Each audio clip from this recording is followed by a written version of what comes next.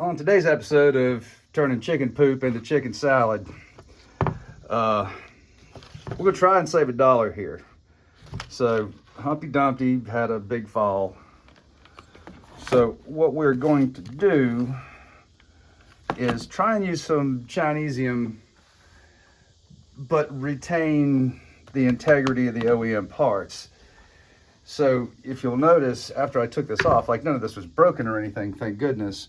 You know, so I've got the cover, the trigger, this in particular. There's your choke lever and your kill switch stuff. You know, this has to operate in a very precision fashion where on these, it can really bind and not.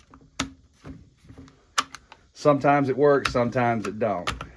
And trying to shave a little bit of plastic off of here can be horrible. These tank vents usually don't seal, but what I am gonna do before I take all this off and all these sharp edges and plastic and things that don't do right, you know, I'm not saying that you can't just take one and bolt it up. I'm just saying you're asking for problems, in my personal experience. So I'm going to pressure test this, and then I'm also going to show you one of the common things I see in these fuel lines as well. But let me get a little bit farther into this, and I'll show you what I'm talking about. Okay, so the aftermarket tank's been stripped down, and here's one of the things that's very common with these. If you can listen, you can hear that tick, the cartridge bouncing around in there. I'll show you what's up with that in just a second. And then if I take you in real close, when I pried this out, it just fell right out. Not a good fit. Okay, you can see that. And then the O-ring was damaged on install. So that's not going to seal, and you're going to leak gas. And that, it looks a little bit rough. I may just polish that just a little bit. We'll see. But another thing, here's your fuel line that came out of here. And so it goes into the tank right there. And it has to make a sharp bend around and then tuck into this little home right here.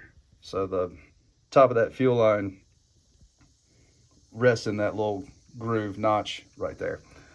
So if I cut this in half, here, let me use both hands.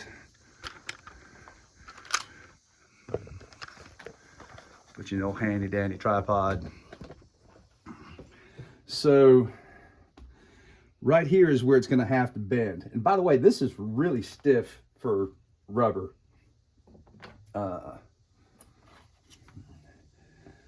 So we'll take a little cross section here and here where the specific bends are. And if you look, the hole's not, this one's not as bad. I've seen others that are a lot worse.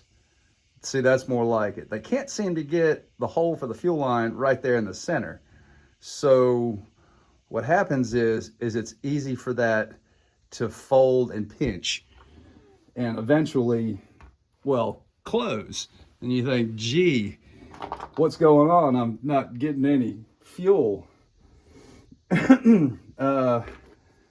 Let's take this apart. So with this allowed to bounce around in there, you know, you've already got stuff, catch it. There's pieces that are, I don't know, that just doesn't look like it's gonna stay on there. There we go. So let's suck that up into the carburetor. And with it not making a tight seal, basically you're using this mesh to be your actual fuel filter. You'll get a lot of trash in the internal screen of the carburetor, which is going to set you up for failure. What gets past the screen sometimes, you ever get clogged up in some of the small low circuit stuff. So, you know, just typically the fuel tank housings are okay. Now I'm going to put this together, pressure test it, and make sure it doesn't leak. You know, Farmer Tech, all the knockoff stuff is done the same way as the steel stuff is, where they take this translucent piece of plastic and the white plastic and they put them together in a jig and they vibrate it super fast where it will melt the two plastics together. And God willing and the creek don't rise, that with some OEM components on here, the tank housing itself will work. I think I'll have to look it up. It's been a while. I had one of these on the shelf for a project. I think these are like 60, 70 bucks now, but the OEM tank is getting close to $200. It's like 175 plus tax. I mean, you're going to chew up a $200 bill quick, fast, and in a hurry. All right, enough gabbing. Let me put this together and then we'll see if it's worth it, and then we'll move on to the recoil housing. Okay, I got the tank under pressure and it looks like it's holding. I just want to visually verify that there's not just like a little pinhole somewhere on that seam. You know, and that's,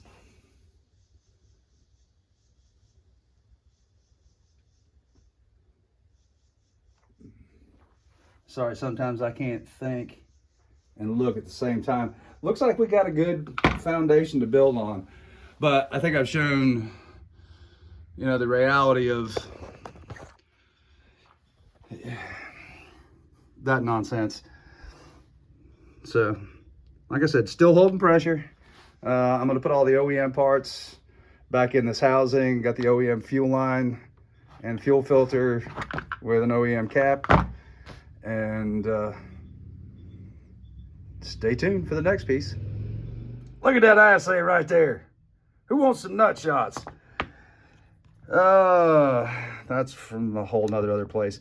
I wanted to show you, and there's a reason why I'm harvesting all the goodies out of this busted ass assembly.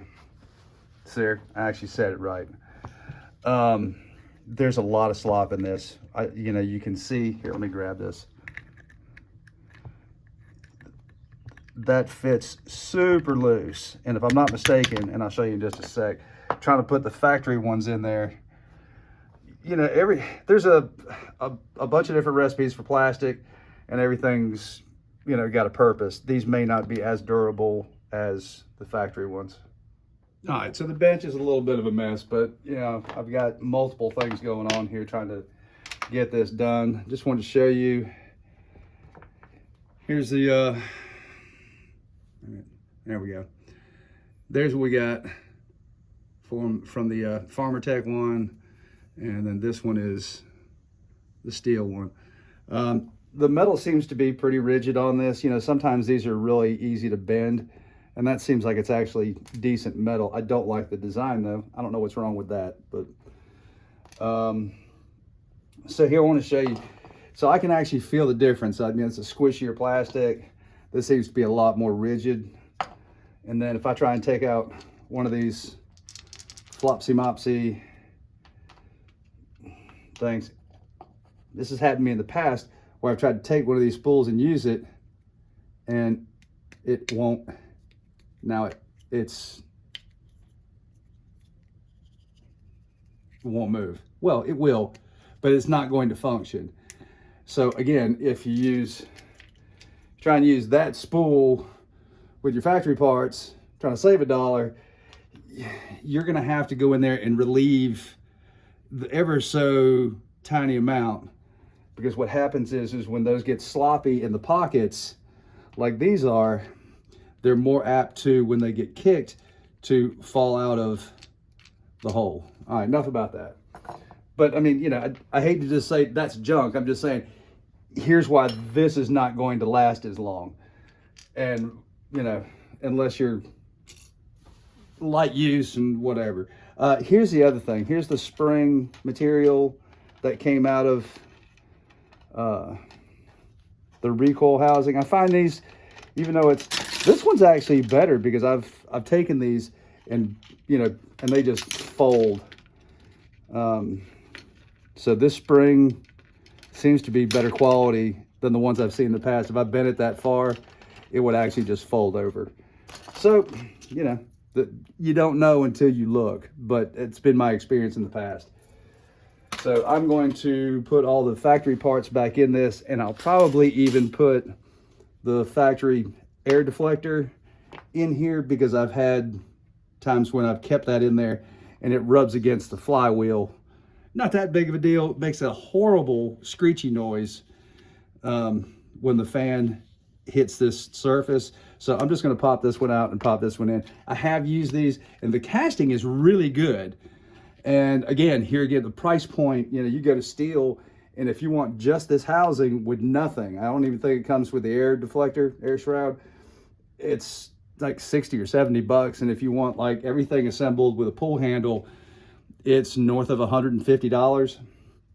So, you know, these are readily available for like 30 bucks or less online.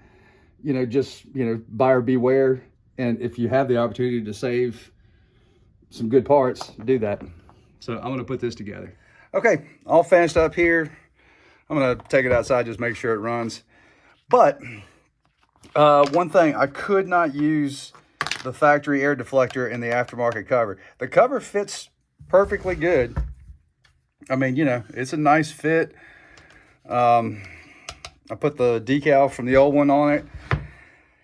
That snapped into place just like it should, but these two tabs right here, I couldn't get them in, and the slots for on the bottom here where the deflector locks into place, even after I trimmed these, I just couldn't get, I think there was something over in this corner on the inside that's just a little bit off.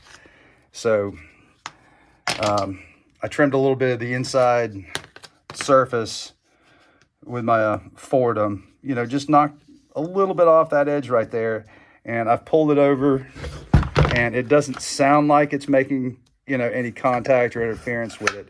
I'll know as soon as I fire it up, because you'll hear this horrible screeching noise. And then if that's the case, then I'll just relieve a little bit more off of that outer lip. But thanks for watching, and you guys have a great day. Don't forget, like, share, and subscribe if you have not already, if you found this remotely interesting or helpful.